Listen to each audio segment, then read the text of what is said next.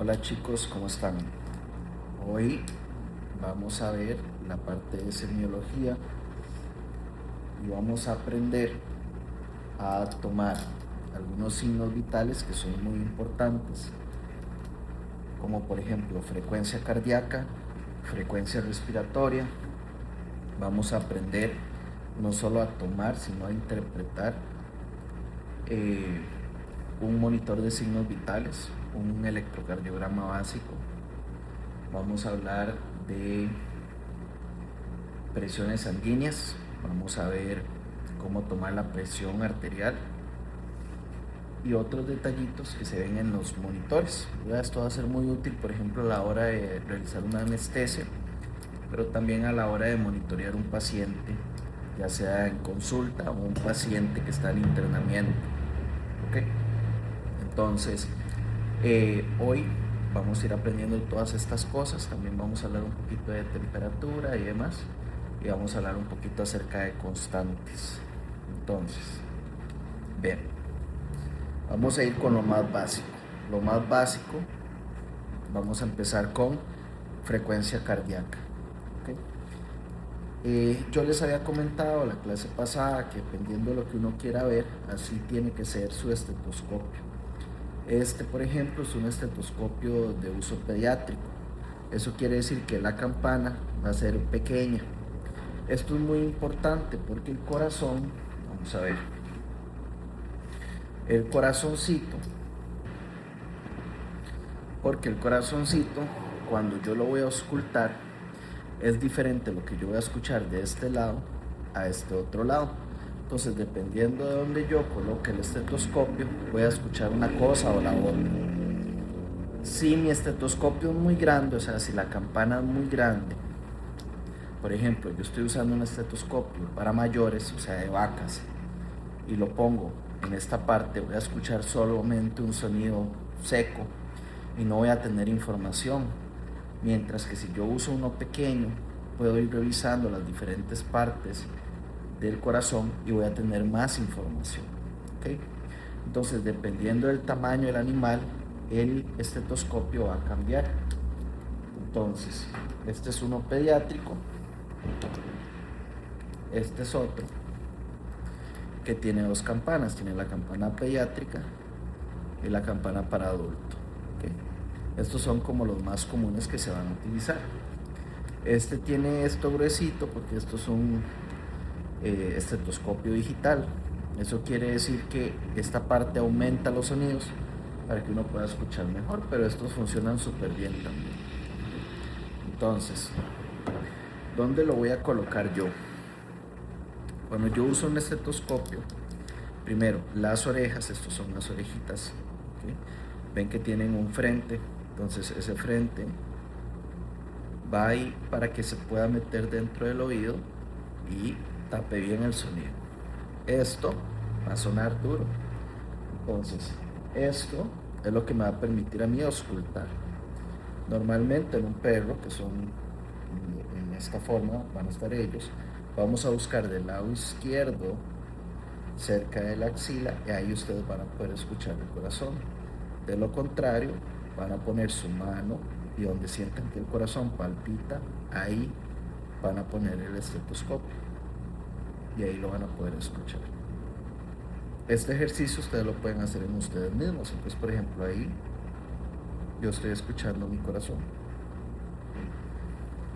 Ahora, parte de lo que ustedes tienen que escuchar o de lo que queremos ver con un estetoscopio es el sonido. El sonido tiene que ser un sonido seco, o sea, queremos escuchar bum bum, bum bum, bum bum, bum bum. Cualquier sonido que no sea eso es una alerta y le vamos a llamar un soplo. Un soplo es un sonido anormal en el corazón, no quiere decir que sea algo bueno, no quiere decir que sea algo malo necesariamente. Simplemente es un sonido fuera de lo normal y necesita ser investigado. Entonces, una recomendación mía es ausculten perros de ustedes, todo el perro que encuentren, escúchelo. Es muy posible que el corazón de ese perrito que ustedes van a escuchar esté normal, esté bien. porque las probabilidades son esas, que va a estar normal. Entonces un día, si ustedes se acostumbran a escuchar un corazón bueno, cuando llegue el paciente que tenga un problema en el corazón, que tenga un soplo, ustedes lo van a poder identificar. Y de esa manera, ustedes pueden decir, mira doc, creo que aquí se escucha diferente, y ya pues que el doctor revise con más cuidado. ¿Okay? Normalmente, chicos, vamos a escuchar dos lados en el corazón. ¿Por qué? Porque recuerden que el corazón tiene dos lados. Tiene un lado derecho y tiene un lado izquierdo. El lado izquierdo tiende a ser un poco más grande, el lado derecho tiende a ser un poquito más pequeño. Recuerden que el corazón, esto lo vimos el módulo pasado, tiene dos flujos sanguíneos. Primero, la sangre tiene que ser bombeada a los pulmones para que se llene de oxígeno, la sangre retorna al corazón y ahí se vuelve a bombear al resto del cuerpo para que lleve esa sangre con oxígeno a todos los órganos y células. Entonces, nosotros cuando auscultamos, ustedes van a ver que el doctor no solo escucha el lado izquierdo del tórax, sino que, bueno, en un humano no va a servir, ¿verdad? Nosotros somos muy amplios de acá, pero un perrito es más como un tubo, entonces lo van a escuchar de este lado izquierdo, pero también del lado derecho. Eso va a permitir escuchar los dos lados del corazón y me va a permitir escuchar cómo funciona y cómo pasa el flujo sanguíneo. Ahora, obviamente cuando uno va empezando no va a escuchar tantos detalles. Probablemente lo que va a escuchar es únicamente el sonido seco, el pum, pum, pum, pum, pum. Por eso es importante que ustedes se acostumbren a escuchar esos sonidos secos, para que cuando no lo hayan, ustedes puedan darse cuenta. Ahora, algo importante. Aparte de escuchar el sonido como tal, nosotros tenemos que contar la frecuencia cardíaca. La frecuencia cardíaca es el número de latidos en un minuto. Entonces, normalmente ustedes van a medir el tiempo, ya sea en el celular o en el reloj, en lo que tengan a mano, y van a ver cuántos latidos escuchan durante un minuto. A continuación, yo les voy a pasar un documento que tiene las constantes de frecuencia cardíaca, presión arterial, temperatura, mascotas y en especies mayores, para que ustedes lo tengan por ahí, por si quieren saber un poquito más. Pero bueno, básicamente entonces, si se sale del rango, es decir, si lo normal en un perro son de 60 a 120 latidos por minuto y mi perrito tiene 200 latidos por minuto, pues hay algo raro. Si tiene 30 latidos por minuto, pues hay algo raro. Entonces, se trata de poder identificar que algo está pasando con el paciente para poder hacer algo al respecto. La segunda es la frecuencia respiratoria. Entonces, la frecuencia respiratoria se va a contar muy parecido. Son las respiraciones que hacemos en un minuto. Ahora, cuando el animal esté jadeando, o sea, cuando el animal esté, no lo vamos a poder contar. Entonces, si está jadeando, simplemente ustedes van a escribir jadeo. Si el animal sí podemos contarle las respiraciones, entonces las vamos a contar en un minuto. Normalmente eso lo contamos cuando el animal esté bien relajado. Si en consulta no se puede hacer, normalmente yo le digo al dueño, si es necesario, ¿verdad? Si uno quiere saber el valor, le digo al dueño que lo cuente cuando el animal está durmiendo. Entonces, una vez que el animal está dormido, 1, 2, 3, me voy. Cuando el animal está calmadito es más fácil y uno lo que ve es la expansión del pecho, la expansión del tórax, y eso es lo que vos terminás contando. ¿Okay? Esto es especialmente importante si el paciente tiene problemas respiratorios o cardíacos. En un pacientito joven que vino para vacunas, probablemente no vamos a mandarle al dueño que le tome la frecuencia respiratoria, no. Pero en pacientitos viejos, pacientitos que son pacientes cardíacos, que tienen algún problema de ese tipo, sí lo podemos hacer. Y sí es un poquito más común, ¿va? Ahora, vean esto por acá. Esto es un monitor de signos vitales pequeño. Entonces, para tomar la presión vamos a usar este aparatito. Hay diferentes, hay más pequeños, hay más grandes. Este aparatito usa estas cositas que se llaman mangos. Hay diferentes tipos de mangos. Hay mangos para pacientes grandotes, hay mangos para pacientes medianos y hay para pacientes más pequeños. Ahora, normalmente en un perro se va a colocar, en un perro, un gatito, se va a colocar en el brazo. También se puede colocar en la cola. A mí no me da, entonces me lo voy a poner en el dedo. Obviamente, como yo no soy un perro, pues va a tener un cierto grado de error, pero igual nos va a dar una idea. Entonces, ahorita ustedes van a ver que él empieza a medir en esta parte de acá. Estos datos, es aquí en blanquito, va a salir la presión arterial. Recuerden que la presión va a dar 3 números. Va a dar el primero, que es la presión sistólica, el segundo, que es la presión diastólica, y el de arriba, la presión media. La presión sistólica es cuando el corazón se contrae, cada vez que él estripa. Cada vez que él estripa, la presión va a ser más alta. ¿Por qué? Porque el corazón, al hacer fuerza, bombea la sangre por todo lado y eso la hace más fuerte, más alta. El segundo valor es la presión diastólica, o sea, cuando el corazón está relajado. Por eso tiende a ser menor. Por ejemplo, la presión ahorita mía está en 138/93. Eso está un poquito alta, pero obviamente estoy hablando, es un monitor que no es para humanos y demás, entonces siempre va a haber un porcentaje de error. Y este 108 es un promedio, que es la presión arterial media, o sea, no es ni la sistólica ni la diastólica, se usa un promedio. Ahora, ¿qué pasa con esto de la presión y cómo se debería tomar? La presión normalmente es bueno sacar un promedio, entonces vamos a agarrar al paciente y vamos a tomarle entre 3 a 5 veces la presión. Esto nos va a permitir reducir los errores. Si yo solamente tomo una medida, puede ser que esa medida justamente el animal se haya movido, se esté quejando del dolor y por lo tanto, o moviéndose, o le haya quedado un poquito flojo el brazalete y demás, entonces ahí puede haber un fallo. Entonces siempre volvemos a ajustar, volvemos a medir. Normalmente en las primeras mediciones el valor siempre va a salir más alto porque el animal está en una situación de estrés y conforme va pasando el tiempo él se va acostumbrando y los valores que siguen van a ser un poco más normales. Entonces ese promedio que hacemos de mediciones arteriales nos va a ayudar a ver si de verdad el animal tiene algo malo o lo puedo dejar así. Luego, estos lagartitos que están acá los utilizamos para hacer el electrocardiograma. El electrocardiograma nos permite ver si está controlando, si está contrayéndose bien el corazón o no.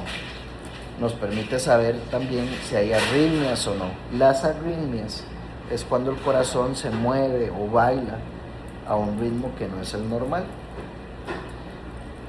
Normalmente estos cables, ustedes van a ver que tienen unos dibujitos, ¿ok? Entonces, por ejemplo, acá dice dónde hay que ponerlos. Entonces, vamos a ver. Entonces, por ejemplo, vean, estos yo me los coloqué. Obviamente iban a dar cierto error y iban a brincar cada vez que yo me muevo, pero esto son las contracciones que hace el corazón, o sea, cada piquito de estos es una contracción cardíaca. Entonces ahorita mi frecuencia cardíaca está en 100, o sea, 190 latidos por minuto. Vean que todos los piquitos se parecen. Cuando yo hablo me muevo no tanto, pero vean que ahí va bastante constante. Eso quiere decir que no tengo ninguna arritmia. Si yo me muevo, ahí se van a generar algunos piquitos diferentes. Vamos a ver. Entonces estos son más que todo por movimiento. Pero entonces esto es una forma de utilizar esta máquina. Es muy útil cuando están los animales anestesiados porque nos permite tener un control de cómo se está comportando el corazón. ¿Okay? Ahora, para colocarlos, como les estaba diciendo, normalmente se utilizan colores. Esto va a depender de cada marca. Entonces, por ejemplo, el amarillo va arriba a la izquierda, el verde arriba, abajo a la izquierda y así sucesivamente. Los colores pueden variar de marca en marca, entonces hay que revisar dónde va cada cosa. También a veces traen letras en estas partes de acá que les van a indicar dónde se tiene que poner, en qué patita o en qué manita. Normalmente los ponemos en extremidades, entonces se ponen en las patitas, en las manitas y tal vez uno en el centro. Dependiendo de la máquina que tengan, a veces pueden ser de 6 canales, de 9 canales, de 12 canales, de 6 canales. Es decir, van a tener más o menos lagartitos. Y pues eso va a ser más o menos exacta la máquina. Normalmente la mayoría lo que van a traer son como 5 lagartitos, 5 electrodos, y esos son los que se aplican a lo largo del cuerpo. Aparte de estas dos cositas, hay otra que es sumamente importante, que es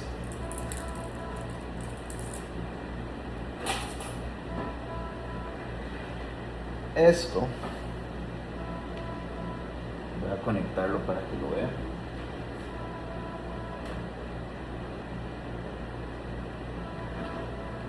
Esto tiene una luz, ¿lo ven? Entonces esto nos permite ver algo que se llama saturación de oxígeno. En humanos es muy común que se ponga aquí en el dedo. Recuerden que los humanos, como tenemos piel sin pelo y demás, esta luz puede ser fácilmente leída. En veterinaria, como ellos tienen pelitos y pelo y colores un poquito más oscuros algunas veces, esto a veces no funciona así. Entonces este aparatito se puede poner, por ejemplo, en la lengua. Vean que el monitor empezó a leer algo. Son esas líneas celestes que están ahí. Ven este número, dice 95. Eso quiere decir que yo tengo una saturación de oxígeno del 95%. O sea, estoy respirando oxígeno y no me estoy ahogando. Cualquier valor por debajo del 90% es una emergencia. Quiere decir que el animal no está logrando oxigenar como debe y que se está ahogando. ¿Okay? Entonces vean qué importante, porque ya ustedes aprendieron a ver de una manera muy simple y rápida cómo está el paciente de manera general. O sea, ya le pueden tomar la frecuencia cardíaca, la frecuencia respiratoria, ya casi hablamos de temperatura, pueden tomarle la presión, pueden hacer colocar el electrocardiograma, pueden ver la saturación de oxígeno y entienden los valores.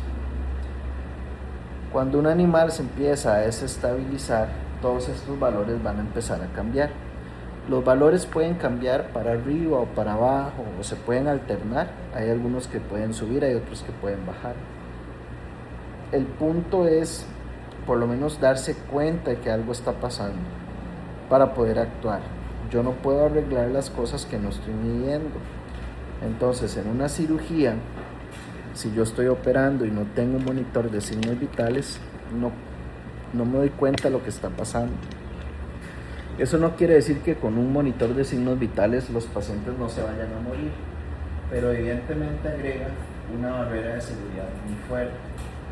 Por lo tanto, siempre tienen que utilizarse. Este tipo de herramientas son muy útiles también, por ejemplo, en pacientes delicados.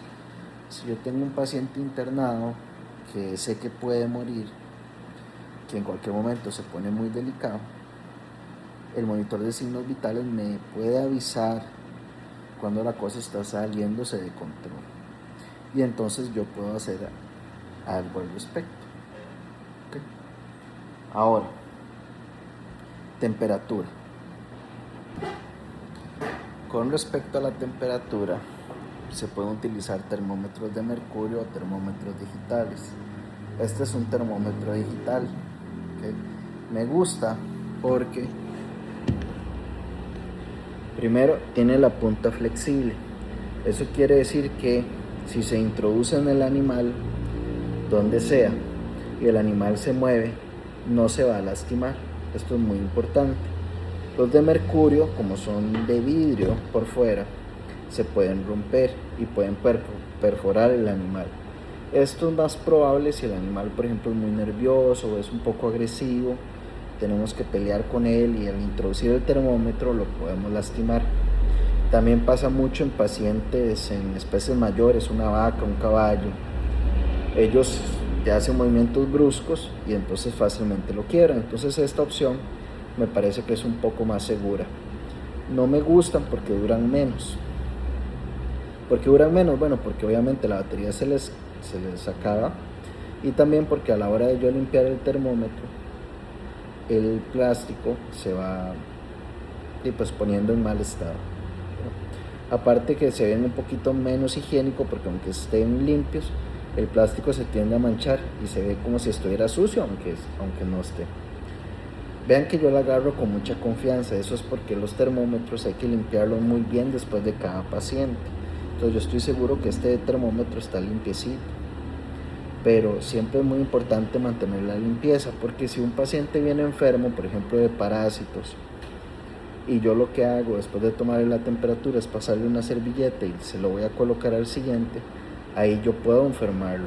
Entonces siempre tengo que asegurarme de limpiar muy bien el termómetro entre pacientes. Cuando yo voy a tomar la temperatura, lo ideal o la forma más exacta de tomarla es vía rectal. Entonces el termómetro se va a insertar en el recto, en el ano. En algunos lugares a veces se pone en la boca, a veces se puede poner en la oreja. Sin embargo, la medida más exacta va a ser rectal. ¿Okay? Entonces ustedes lo van a aprender. ¿Okay? Ahí le está midiendo. ¿Okay? Y se va a introducir en el recto. Cuando uno lo introduce, él va a empezar a medir. Y cuando él termina de medir, él tira esa alarma. ¿Okay? Entonces, recordemos lo básico. Así de manera muy general, igual revisen las constantes que les voy a mandar en el documento. Pero de una manera muy general, las temperaturas bajas van a ser por debajo de los 37 grados. Las temperaturas altas van a ser de los 39 y medio para arriba. Okay. En esos dos extremos hay algo que está pasando y tenemos que revisar qué es, para que no se nos salga de las manos la situación. Okay.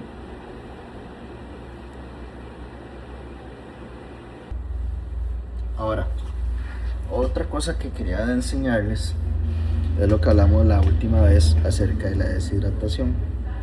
Una de las formas más fáciles en las que se puede medir es con el pliegue cutáneo. Entonces alzamos el pellejito del paciente y lo soltamos. Entre más despacio baje, como por ejemplo en este caso, que duró bastante en bajar, es un paciente que está deshidratado. Por eso ese paciente necesita un suero intravenoso. ¿Por qué? Porque tiene que hidratarse. Este es un paciente que está con vómitos y diarrea, por lo tanto él pierde líquido y necesita compensarlo. Entonces es un paciente que necesita hospitalización, hay que estarle tomando los signos vitales y necesita su suero para lograrse mantener.